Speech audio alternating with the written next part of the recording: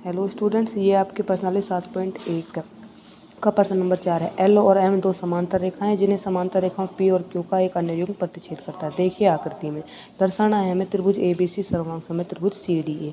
त्रिभुज A B C यानी कि ये वाले त्रिभुज इस ए डी सी के बराबर है।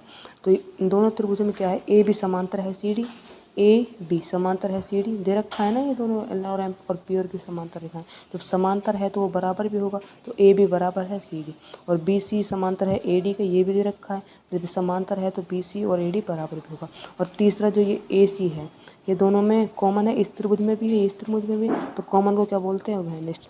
अतः एस एस नियम से, क्योंकि तीनों भुजाएं बराबर हुई है ना, तो एस एस नियम से त्रिभुज ए बी सी सर्वांग समबाहु है त्रिभुज सी डी ए। ये सिद्ध हो गया। अगला क्वेश्चन है, रेखा एल कोण ए को समद्विभाजित करती है और बी रेखा एल पर स्थित कोई बिंदु है।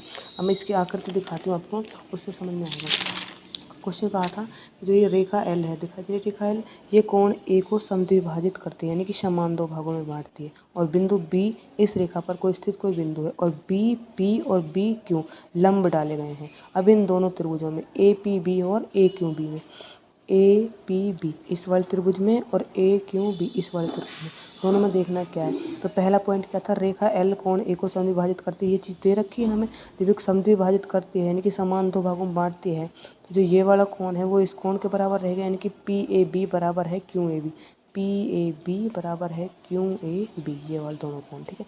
उसके बाद बी पी और बी क्यू लंब डाले गए हैं, ये भी दे रखा है। अब जब लंब डालते हैं तो हमें पता है कि लंब डालते हैं तो वो 90 डिग्री का कोण बनता है। तो ये कोण बी बी पी ए बराबर होगा Q B B Q A, दोनों 90 डिग्री के हैं, लंब है। और अगला क्या है, जो ये ए बी है वो इस त्रिभुज में भी इस त्रिभुज में भी, दोनों में है तो कॉमन है, तो क्या बोलते हैं, उभयनिष्ठ है। अब कौन सा नियम हो गया, दो कोण है हमारे पास, एक भुजा है, ए एस नियम से दोनों त्रिभुज सर्वांग है, ये सिद्ध कर दिया है। अगला जो सेकंड पॉइंट था वो इसमें सिद्ध करना था कि बी पी बराबर है बी क्यू। अब जब दोनों त्रिभुज सर्वांग सम है तो इनकी भुजाएं भी बराबर होंगी, तो बी पी बराबर होगा बी क्यू, क्योंकि सर्वांग सम त्रिभुजों की संगत भुजाएं बराबर होती हैं। प्रश्न नंबर 6, आकृति में ए सी बराबर है ए ई और ए बी बराबर है ए डी, ये दे रखा है और ये कोण दे रखा है। दर्शाइए कि बी सी बराबर है डी ई। अब इसकी आकृति ये है, देखो इसमें दे रखा है, जब जहाँ मैंने एक एक लाइन की यानी कि ए बी ए डी के बराबर और ए सी ए ई के बराबर, तो देखो ये जो एक कोण है बी ए डी ये वाला कोण और ई ए सी ये वाला कोण, इन दोनों कोणों में यदि हम जो बीच वाला कोण है इसे जोड़ दें तब क्या होगा, मैंने बीच वाला कोण जो है डी ए सी समीकरण 1 में दोनों